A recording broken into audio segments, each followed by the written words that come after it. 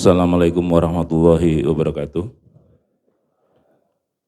Ibu-ibu, bapak jamaah al-hikmah yang dimuliakan Allah, alhamdulillah kita masih diberi kesehatan. Mulai Jumat ini kita sudah mulai taklim untuk mengkaji kitab Imam Al-Ghazali Asmaul Husna. Setelah Ramadan, biasa Senin dan Jumat, insya Allah kita akan mengkaji. Semoga Allah memberikan kita kesehatan, keselamatan, tambah keimanan dan keberkahan hidup di dunia dan akhirat. Amin, Allahumma amin.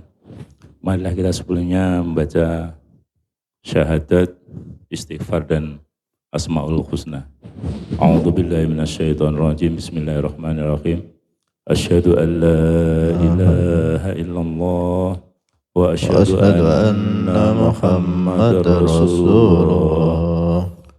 Allahumma anta rabbi la ilaha illa anta khalaqtani wa ana abduka wa ana ala ahdika wa wa'dika mastata'tu a'udzu bika min syarri ma sanatu abu'u laka bi ni'matika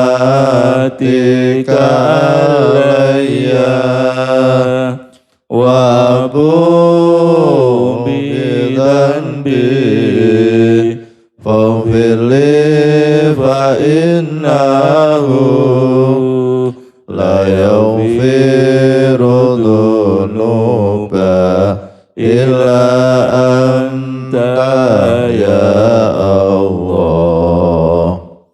Bismillahirrahmanirrahim.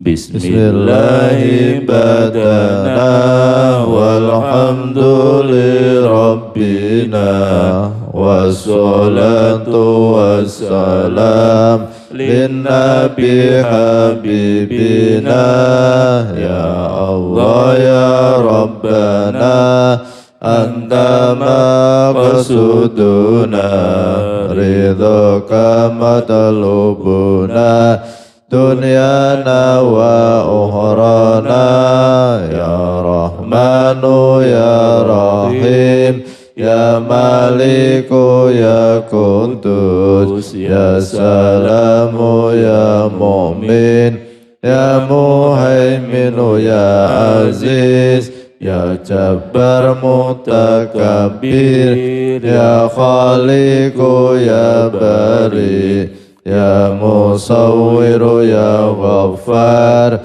ya Qaharu ya Wahhab ya Razzaqu ya Fattah ya Alimu ya Qabid ya Basitu ya Khafid ya Rafi'u ya Mu'iz ya Mudhillu ya Sami ya Basiru ya Hakam ya Adlu ya Latifu ya Khabiru ya Khalimu ya Azimu ya Ghafur ya Syakuru ya Ali ya Kabiru ya Hafid ya Muqitu ya Hasib ya Jalilu ya Karim ya Raqibu ya Mujib ya Wasi'u ya Hakim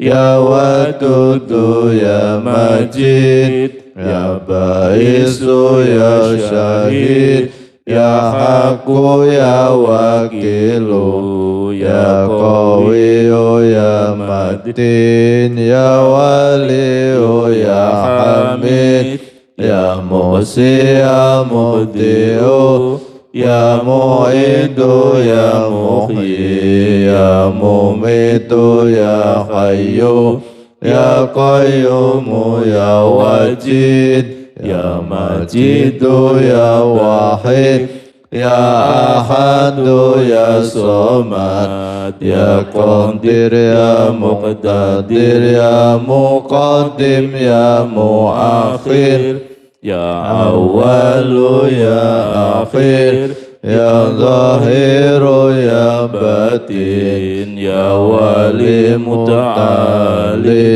Ya Baru Ya Tawwabu Ya Muntakimu Ya Afu Ya Ra'ufu Ya Malik Malikal Mulki Dzal Jalali wal Ikram Ya Muqsitu Ya Jami Ya Ghaniyu Ya Mughni Ya Mani'u Ya Dar Ya Nafi'u Ya Nur Ya Hadi Ya Bati'u Ya Baqi Ya Warisu Ya Rasidu Ya Sabur Azza Jalla Dikruhu Bi Asma'ikal Husna Ighfir lana dhunubana Wali walidina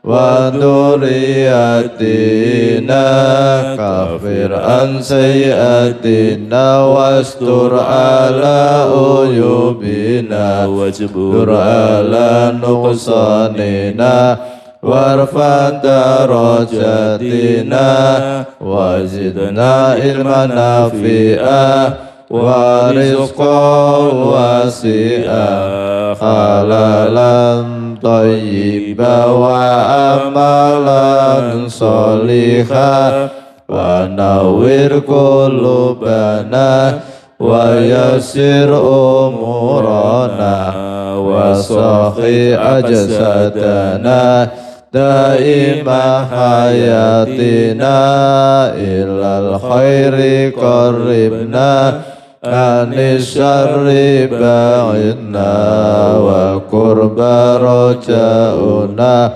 Akhiran innal muna Ballim maqasidana Waqdi hawaijana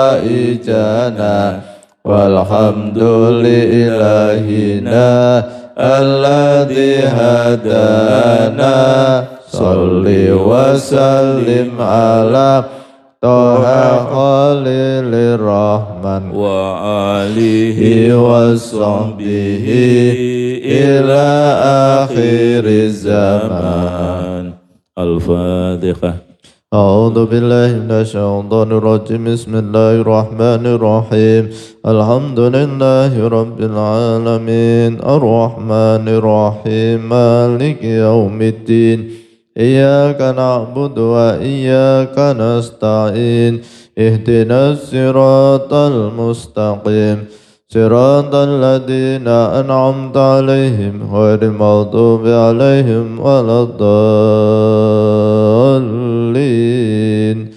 Amin.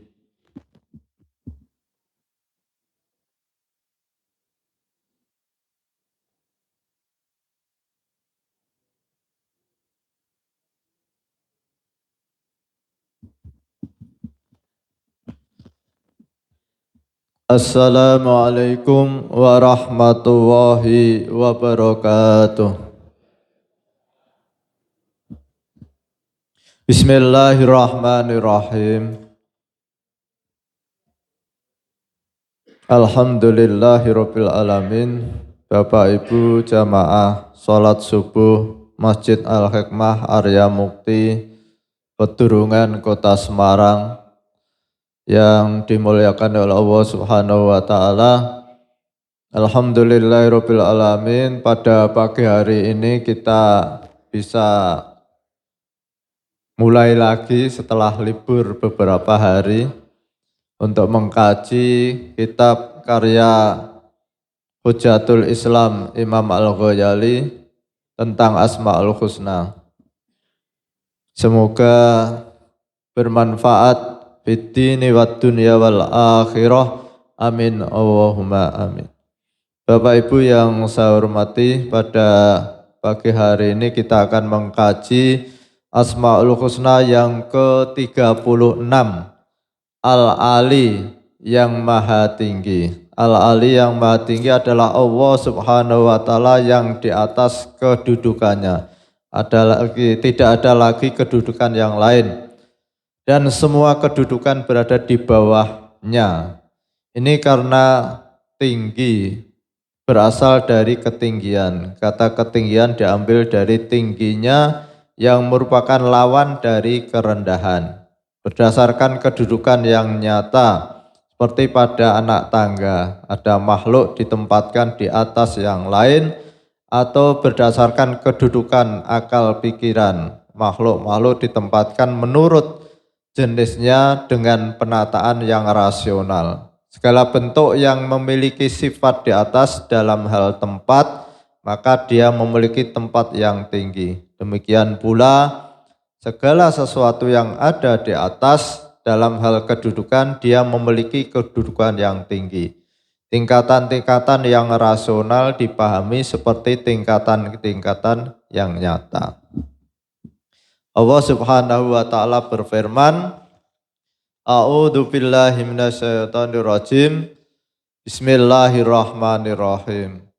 Allahu la ilaha illa huwal hayyul qayyum la ta'khudhuhu sinatu wa la naum lahu ma fis samawati wa ma fil ardh man dzalladzi yasfa'u indahu illa bi'idnih ya'lamu ma baina aydihim wa ma khalfahum wa la yukhituna bi syai'in min ilmihi illa bima syaa' wasi'a kursiyus samawati wal ard wa la ya'uduhu khidduhuma wa huwal aliyyul azim. Yang artinya Allah tidak ada Tuhan melainkan Dia yang hidup kekal lagi terus menerus mengurus makhluknya, tidak mengantuk dan tidak tidur. Kepunyaannya apa yang di langit dan di bumi. Siapakah yang dapat memberi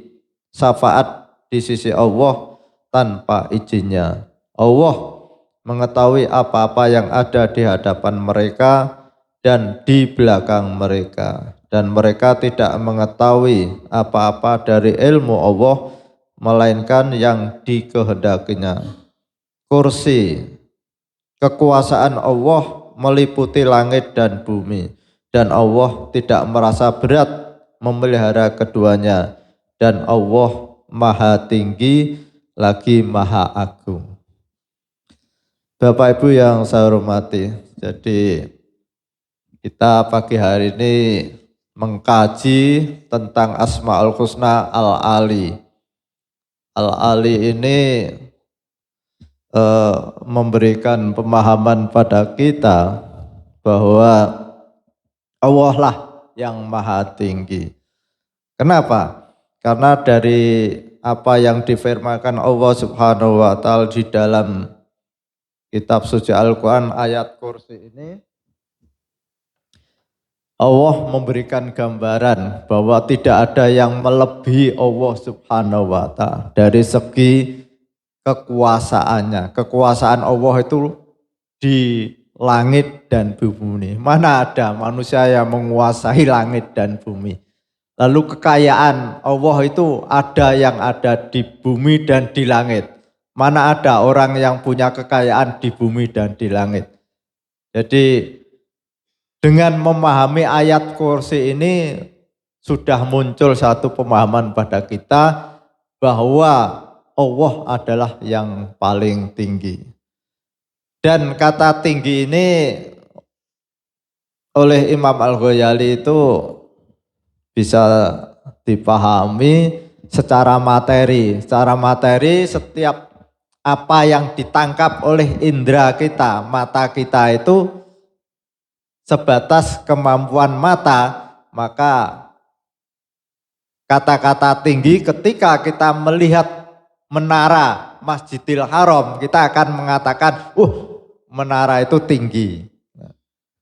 Lalu ada yang di luar kemampuan penglihatan mata kita, seperti ketika kita melihat orang yang punya kemampuan di atas rata-rata orang, maka kita akan mengatakan bahwa orang ini adalah orang yang punya ranking yang tinggi. Jadi ketika seseorang itu mengadakan perbandingan, maka kata-kata tinggi itu bisa dipakai. Satu contoh misalkan berkaitan dengan kekayaan.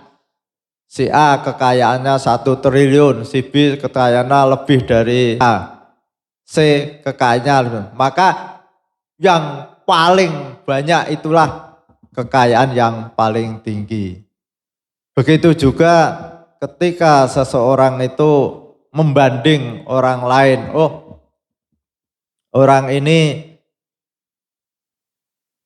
memberikan zakat sekian ratus juta, si B sekian ratus juta. Lah, yang paling banyak itu pun bisa dikatakan dialah yang paling tinggi. Lalu apa yang kita harapkan dari berulang-ulang membaca Asmaul Husna ya Ali ya Ali?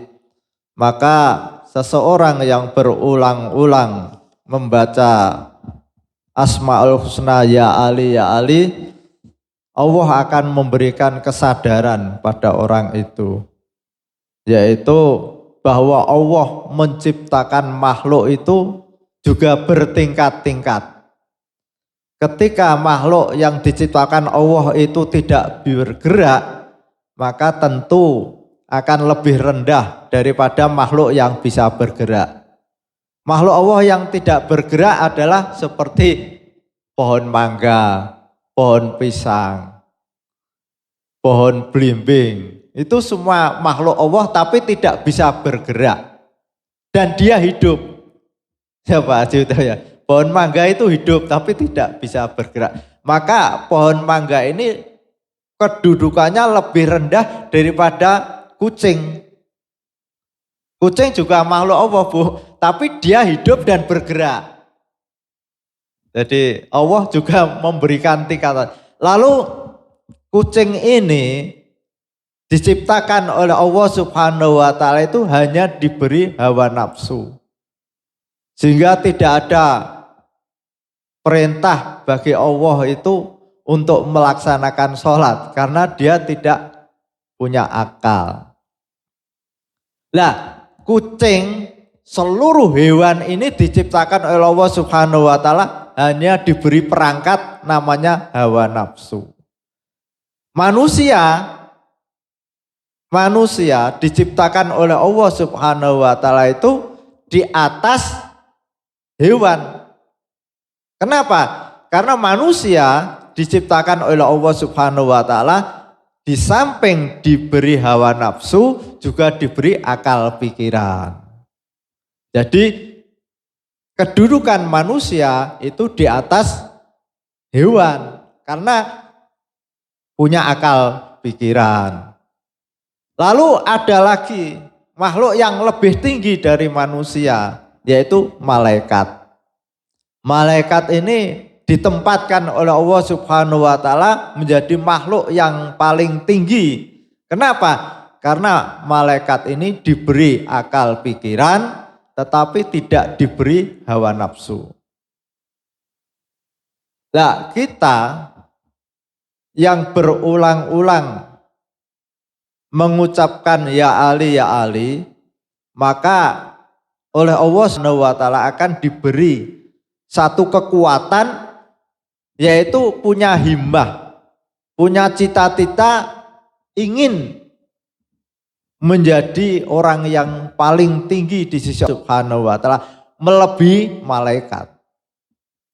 Jadi orang yang berulang-ulang membaca atau mengucapkan ya Ali, maka oleh Allah Subhanahu wa Ta'ala akan diberi kekuatan, yaitu punya satu himmah, punya satu cita-cita ingin menjadi manusia atau makhluk Allah yang paling tinggi, melebihi malaikat.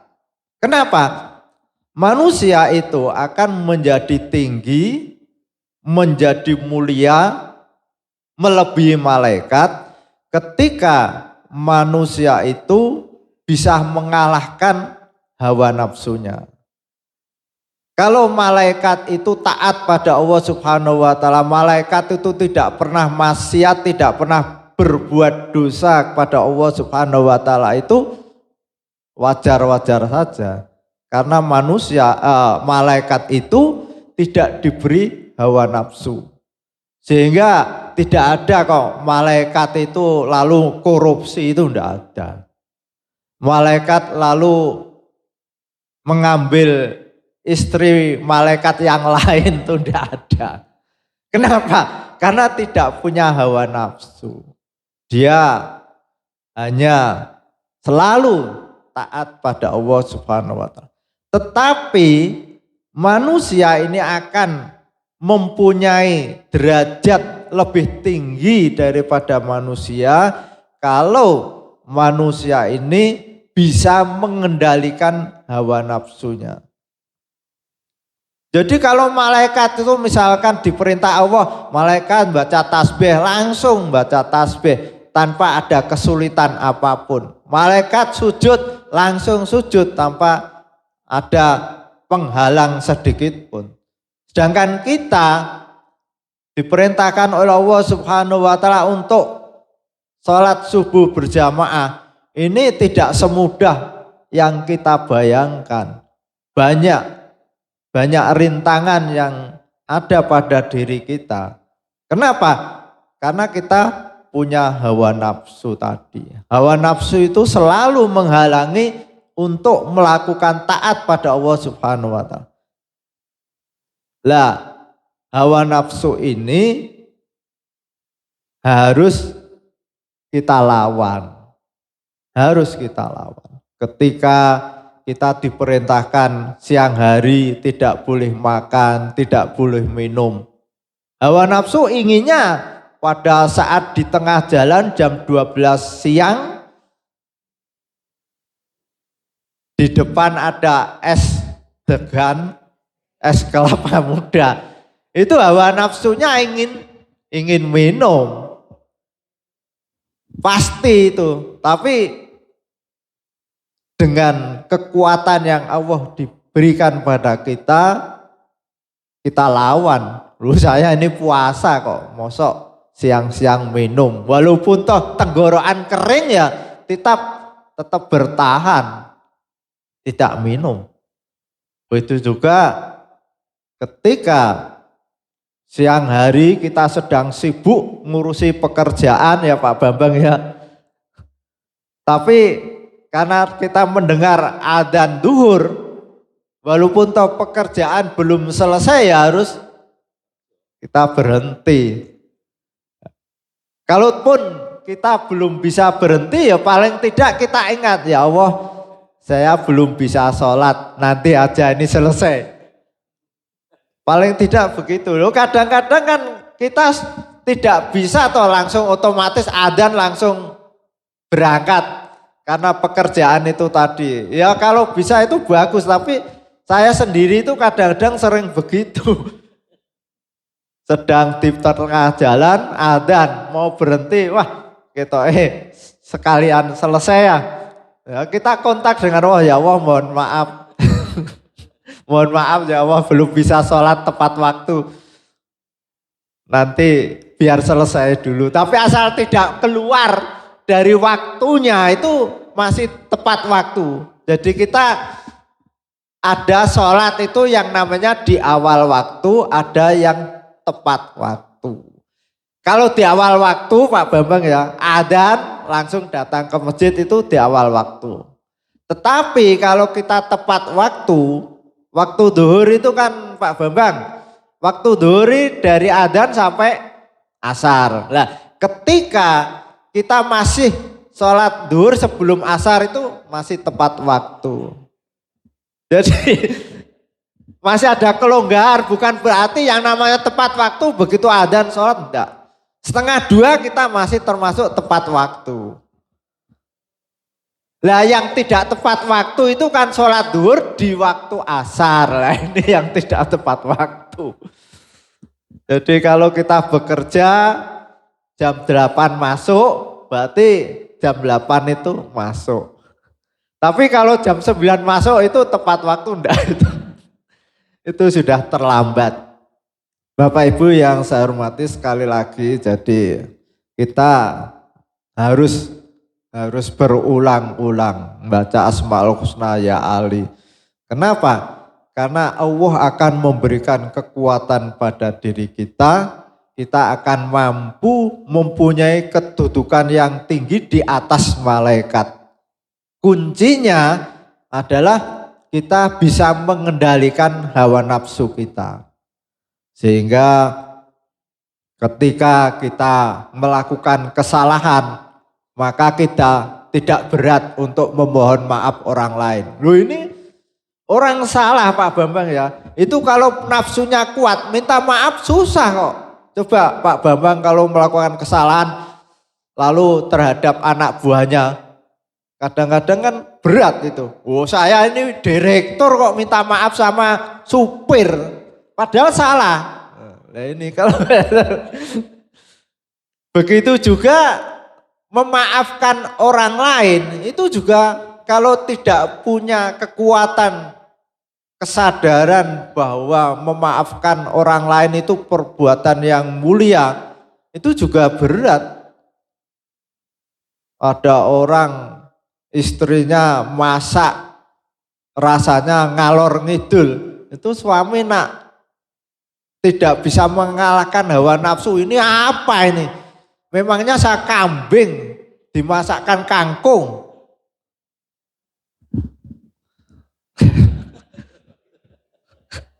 Padahal itu istrinya tujuannya bikin sayur bening biar segar. Tapi karena marah lalu saya ini bukan kambing kok dimasakkan kangkung. Ada ndak ibu-ibu? Ndak ada ya, jamaah sini baik-baik ya. Dimasakkan kangkung ya dimakan kangkung, dimasakkan sate kambing ya dimakan sate kambing. Tidak pernah lalu saya ini apa ini? Mosok tiap hari kok masak kangkung terus, memangnya saya kambing. Nah itu kembali lagi, maka kita dengan mengkaji Asmaul Husna ya Ali ini kita akan punya kesadaran untuk bisa mengendalikan hawa nafsu kita. Sehingga ketika kita melakukan kesalahan juga tidak berat untuk memohon maaf orang lain. Dan ketika ada orang yang salah pada kita, kita akan membuka lebar-lebar untuk memaafkan. Apalagi ini setelah kita Ramadan. Ramadan itu oleh Allah dijamin barang siapa yang berpuasa karena iman dan mengharap ridho Allah Subhanahu wa taala, itu dosa-dosanya diampuni oleh Allah Subhanahu wa taala. Dosa yang berkaitan dengan Allah. Sedangkan dosa terhadap sesama manusia itu Allah memberi penghargaan pada manusia. Allah tidak akan mengampuni dosa seseorang sebelum meminta halal, meminta maaf pada orang yang didolimi. Jadi kalau orang yang punya hutang belum bayar dan tidak minta maaf, maaf Pak Bambang, sudah jatuh tempo saya belum bisa bayar, mohon dilunaskan misalkan. Wah enggak bisa, mosok enak melunas. Lah ini selama Pak Bambang belum memberikan pelunasan, maka Allah tidak akan memberikan ampun pada orang. Dan besok di akhirat Pak Bambang punya hak untuk menuntut hutang yang belum dilunasi itu.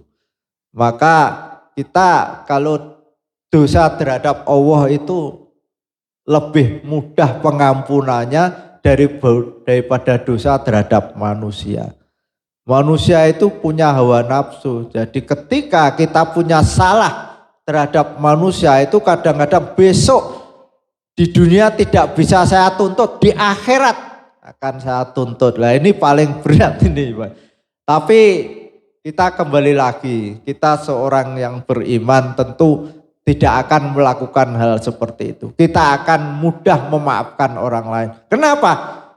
Lah kalau kita itu susah memaafkan kesalahan orang lain, lah kita berulang-ulang mohon maaf pada Allah Subhanahu wa taala, nanti kita akan wong jaluki maaf sedulure angel kok jaluk maaf mbek aku. Nanti akan dibalik oleh Allah Subhanahu wa taala. Maka bagi orang yang mempersulit memaafkan kesalahan orang lain, Allah pun juga akan mempersulit permohonan maaf pada kita. Maka satu perbuatan yang mulia bagi kita adalah memaafkan kesalahan-kesalahan orang lain. Apalagi kalau kita punya karakter selalu memaafkan kesalahan orang lain sebelum orang lain itu minta maaf. Nah ini terutama terhadap istri-istri kita, Pak. Istri-istri kita itu sering melakukan kesalahan dan tidak mau minta maaf. Mana istri-istri yang mau minta maaf? Mohon maaf Pak ya, kemarin saya masaknya agak asin. Mohon maaf Pak ya, kemarin saya marah-marah. Tapi kita sebagai seorang suami harus lapang dada Pak Sigit ya. Kalau istri kita melakukan kesalahan, dah walaupun toh istri tidak mohon maaf, kita maafkan. Termasuk istri saya itu enggak pernah minta maaf, tapi saya berlapang dada, saya maafkan. Nah kalau enggak begitu, wah dada ini sesak. Lah berulang-ulang melakukan kesalahan, kemarin belum saya maafkan, ini maafkan, banyak kesalahan. Tapi karena prinsip saya itu walaupun toh tidak minta maaf tetap saya maafkan, itu sudah selesai. Dan itu tidak hanya istri saya, seluruh jamaah ini walaupun toh ngaji ngantuk, saya metenteng ini saya maafkan. Al-Fatihah. Bismillahirrahmanirrahim. Alhamdulillahirabbil alamin arrahmanirrahim maliki yaumiddin. Iyyaka na'budu wa iyyaka nasta'in ihdinas siratal mustaqim siratal ladzina an'amta 'alaihim ghairil maghdubi 'alaihim waladdallin. Amin. Bismillahirrahmanirrahim. Subhanakallahumma wa bihamdika asyhadu an la ilaha illa anta astaghfiruka wa atubu ilaik. Assalamualaikum warahmatullahi wabarakatuh. Waalaikumsalam warahmatullahi wabarakatuh. Ibu-ibu, Mbak Alikmah, sama informasi, insya Allah besok Minggu malam akan ada halal bihalal.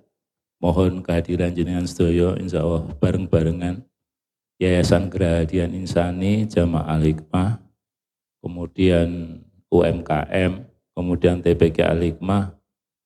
Terus insya Allah bapak-bapak muda itu kita harus hadir, anak-anak kita undang, semoga berjalan lancar dan akan diisi oleh Gus Inam Mujahidin Masyudi. Jadi mulai 7:30 sampai selesai insya Allah jam 9 atau 9:30. Semoga diberikan kelancaran. Amin, Allahumma amin. Assalamualaikum warahmatullahi wabarakatuh.